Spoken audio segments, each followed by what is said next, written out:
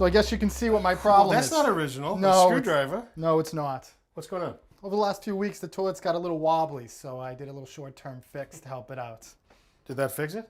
No. Anytime I think about a toilet wobble, I think about the attachment method, the 2 bolts and the wax seal underneath it. Yeah, I thought it was the wax seal too, so I took it off and replaced it, and it's actually gotten worse. Gotten worse. Okay. I think it's time to dive in. All right, there's a cold water shutoff right here that I'm going to turn off. Okay, that's off. And now I'm going to flush to get some of the water out. Jack, why don't you run down to the truck, and at the back I've got a bucket of tools. Sure. We'll get the rest of the water out. Okay, so we've got all the water out of the bowl and the tank.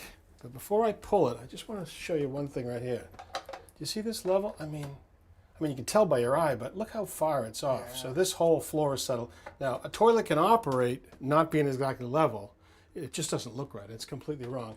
And being crooked is not what causes this wobble problem. All right, so now I'm going to pull the toilet. I've broken the water connections, and there's 2 bolts, 2 closet bolts that connect it to the flange. I'm going to loosen them here. I'm not going to loosen. Look at this.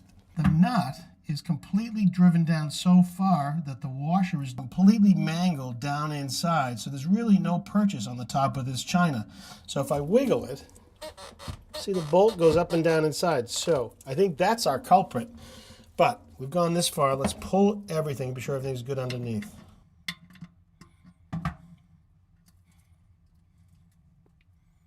Okay, there's the right side. Let's get the left.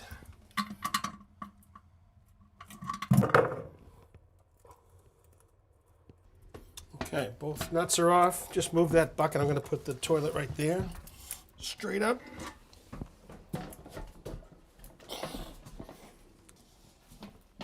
All right, so there's the wax seal. It doesn't look too bad, but I've got to take it out of there so we can do a little inspection on the flange below. The closet flange is the most important part of this connection.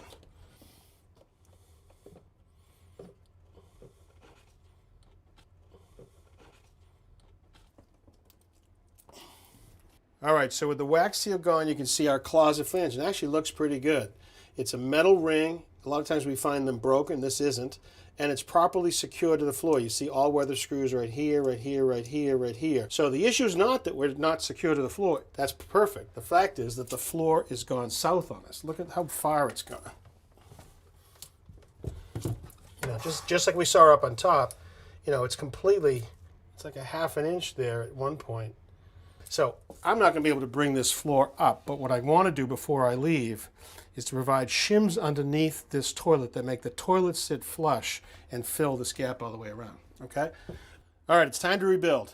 Now you need a set of these closet bolts. It comes with a nice little lock washer that's really handy.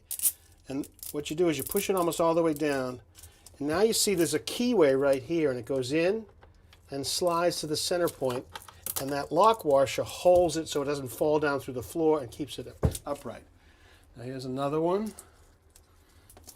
Okay. Okay, so there is our 2 bolts. Now for the wax ring, I'm going to use something a little different. This foam gasket. It's a little more forgiving. You know, when you put a wax ring on, if it deforms or you tip on it, the wax doesn't bounce back. This thing does. So it goes here. There's a little horn. Okay, we're ready for the toilet.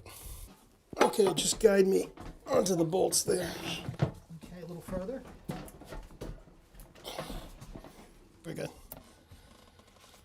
All right, so look at this thing rock. This is how far this floor's out. So I can't even start thinking about tightening up these bolts until I shim. Now they make these cool shims, you know, just like the shape of a shingle, but they're plastic and they have ribs. So now if I put them together in opposing directions, the ribs will lock in so I can have any different height I need. I don't know, I'm probably going to need 2 or 3 of them in the back here. I don't think I've ever seen a floor this far out.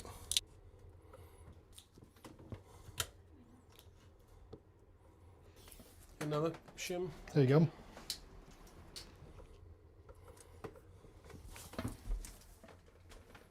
Just grab that level and pop it on the top there. Not bad at all. Well, it looks much better. All right, so now it's time to re-secure. So it's going to start with the one thing that you actually didn't have before, and that's this white base cap right here for the toilet cap. And you think it's just cosmetic, but it isn't.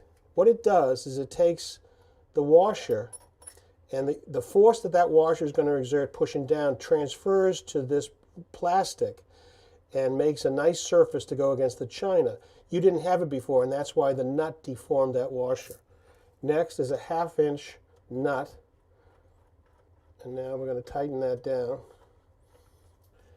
And what we're going to do is actually do both sides, keep on snug it up, and as we drive this thing down against the shims, we'll also compress that gasket and make a tight seal. Okay. You don't want to over tighten either side too much either. So you can see these closet bolts run long, so it doesn't allow you to put the caps on. So you have to cut it with a little mini hacksaw blade. It's a soft brass, so it generally cuts pretty easy.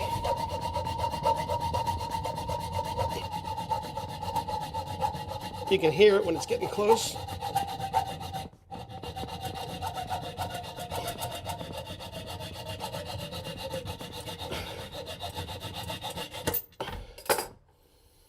Okay, we'll clear that out. Perfect. All right, so water is back on and you're back in business. What do you think, my friend? Looks great, Richard. Secure. Doesn't move. And that toilet's not going anywhere. We've got a really solid connection. The flange is in fine shape. We've got a good seal. The bolts are fine. We've got shims all the way around. And really, the only thing I don't like about this is that the shims are exposed there. So some people might put caulking or putty just to cover it up. But that's just a cosmetic issue. It's not going to leak. All right? You're in business. All right, thank you very much, Richard. It looks great. My friend. You can put this back wherever it came from. Thank you very much. See you, man. Yeah, that's nice of you. Just stick it to him with a screwdriver. He was a good sport. No, he seemed like he was. And he tried, you know, but the common error is not having all the parts and pieces you need. Anytime you reconnect into a flange, you need to have the bolt and all this hardware. There's 6 pieces. And what he was missing was these 2 pieces, the base and the toilet bolt cap. And because of it, look at how much it bent. This is the actual unit. It bent right down inside the hole of the toilet. And you can imagine a couple 100 pounds moving back and forth, it would bend that easily. Right. Yeah, because it's just soft brass, even though it's chrome plated. Right. And there's a right and a wrong way on these bolt caps. Most people see these and say, oh, look at the little ridge right here. Maybe it goes this way because the cap would fit on top of it. And it's not. You can see it says this side up, and it has a little ability to now clip in when you push down on it. Easy to miss that. You know, I was not happy with the gap that you weren't happy with either. Right. And I'm thinking to myself, that just can't stand. Right. Well, there were other repairs we could have done. It was a much bigger job. One is to open up, to take the toilet off, open the floor, sister the joist, raise it, put the floors back down. $1,000 right there, easy. Or to cut a base material underneath the toilet. Yeah, that's what I was thinking. That was made out of PVC or some man-made substrate, and then but you'd have to cut it and cant it and stuff like that. Neither one were easy. This would at least give them a functional toilet that won't leak. Right, good. All right, well, good information, and you got him a screwdriver back. Nice of you.